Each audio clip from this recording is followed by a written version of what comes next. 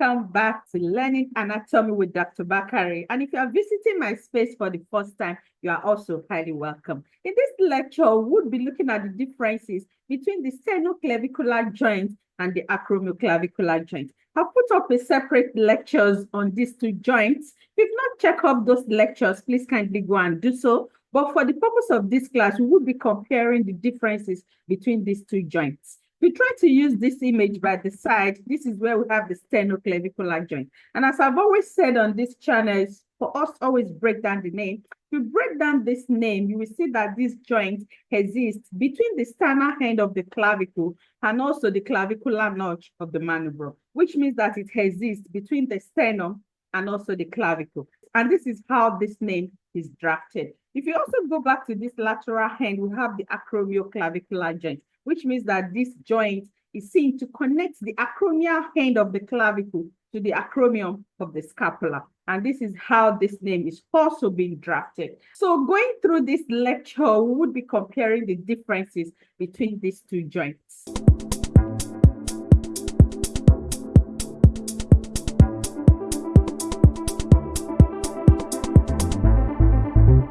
Before we look at the differences between the sternoclavicular joint and also the acromioclavicular joint, it is important that we highlight the similarities between these two joints. These two joints are both joints created by the clavicle. One is created by the sternal end of the clavicle, and the other one is created by the acromial end of the clavicle. We know that the clavicle is a long type of bone. It is a modified long bone that is horizontally placed. And we know that long bones are usually seen with a shaft or body and also two ends. So clavicle also presents this configuration. This is where it is forming the sternoclavicular joint at one end and also the acromioclavicular joint at the other end. To drive through the names sternoclavicular and also acromioclavicular, you see that these two names have clavicle in it, and is enough for us to show us that this joint is both of the clavicle. These two joints are also seen to have intra-articular disc. The intra-articular disc of this joint is formed by fibrocartilage, even though it varies greatly in the acromioclavicular joint. And this means that it may be seen in some subjects and may not be seen in others. It may also be seen to be complete and also incomplete. So it varies greatly in the acromioclavicular joint. While in the sternoclavicular joint, it is seen to be transforming this joint physiologically. We would be highlighting more on this when we get to the differences between these two joints. It's also important for us to add that the sternoclavicular joint and the acromioclavicular joint are both synovial type of joints. And this is where you see that the two joint capsules are lined by synovial membrane. And we know that the synovial membrane will secrete the synovial fluid within the synovial cavity. So you see the synovial apparatus also embedded within these two joints. And this is why they are classified as a synovial type of joint. It is also important that we had that the sternoclavicular joint and also the acromioclavicular joint connect the axial to the appendicular skeleton. We know that the axial skeleton is formed by the skull, the vertebral column, and also the rib cage. Let's try and use this image at this lower side to illustrate how this connection occurs. At this medial side here is where we have the sternoclavicular joint. And if you look at the connection point, you see that the sternal end of the clavicle is connected to the clavicular notch of the manubrum. And we know that the manubrum is the superior subregion of the sternum, while the sternum forms part of the thoracic cage. So this is part of the structural component of the axial skeleton. And at this point is where we have the sternoclavicular joint connecting to the axial skeleton. If we go on this lateral region here, where we have the acromial end of the clavicle connecting to the acromion of the scapula, and this is where we say we have the creation of the acromioclavicular joint. At this lateral region here, you see that the clavicle is connecting to the scapula. The scapula have an indentation that is referred to as the glenoid fossa. This glenoid fossa is what receives the head of the humerus. And we know that the humerus is one of the bony components of the upper limb. We know that the bones of the limbs are classified as the appendicular skeleton. So this is where you see the acromioclavicular joint through the connection that it has with the scapula, where it is creating an indentation to receive the head of the humerus. And this is where it is seen to connect with the appendicular skeleton. So this is why we say that the sternoclavicular joint and also the acromioclavicular joint are seen to connect the axial component with the appendicular component of the skeletal system. So these are the similarities that we have highlighted between these two joints. Now let's go to the differences between these two joints. And the first differences we'll be highlighting here is the structural component of this joint.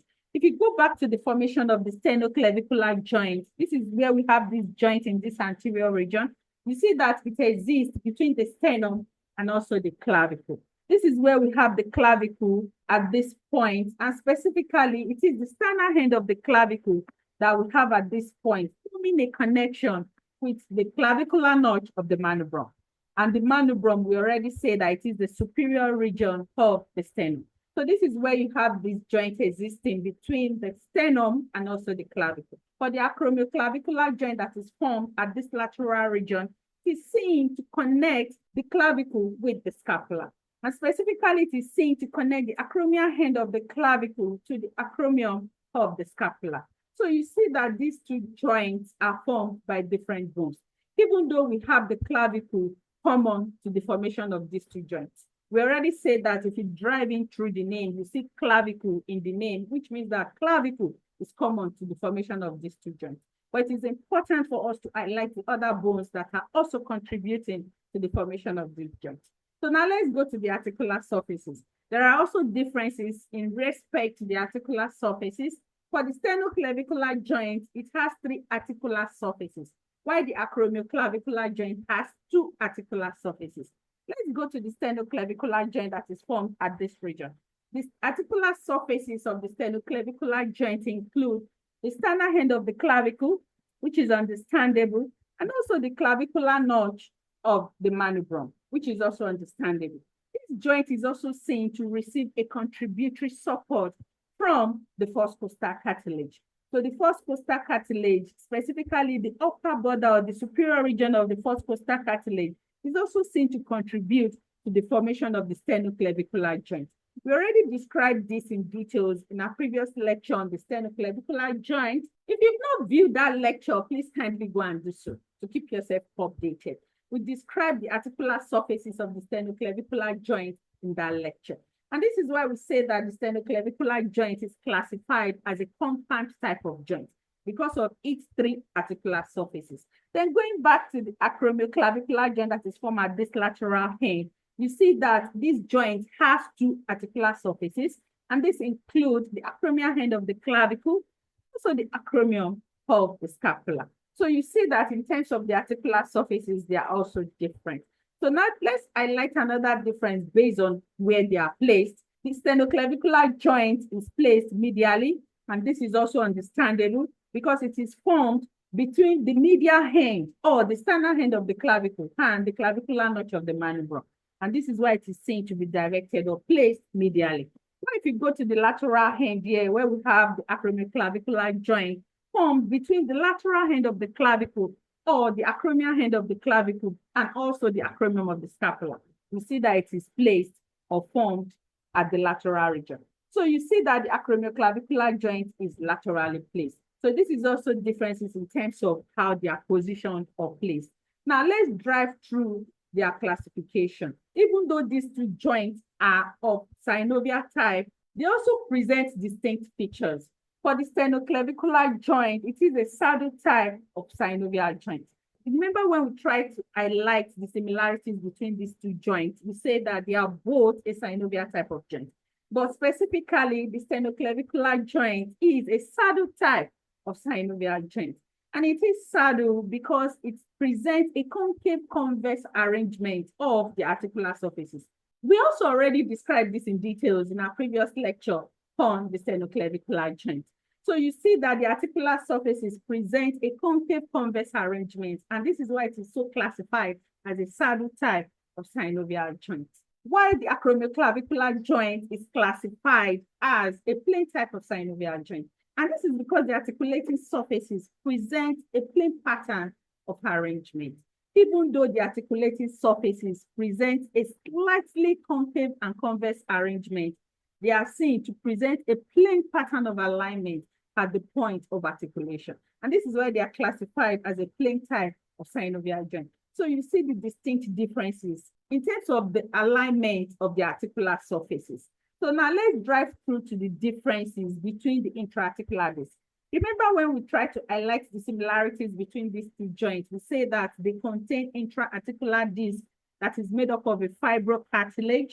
These intra-articular discs are also seen to exert different functions in these two joints. For the sternoclavicular joint, it is placed within the joint space, and here it is seen to be transforming the joint physiologically. And this is where it is helping to transform the biaxial type of movement of this joint into a multi-axial type of movement, where this joint is seen to exhibit a wider range of movement.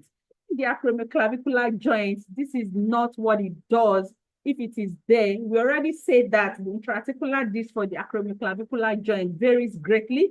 In some subjects, it may be seen, while it may be absent in others. It may also be seen to be complete and also incomplete, depending on the individual. But when it is there, it is not seen to be transforming this joint physiologically. What it does when it is seen in the acromioclavicular joint is to help absorb shock or allow easy sliding across the articular surfaces. So you see that the differences that is projected by the intra-articular disc is different for these two joints. And it is important that we highlight this. You can add to these differences in the comment section, and I'll be looking forward to it. I hope you find this video useful. Please stay glued to Learning Anatomy with Dr. Bakare.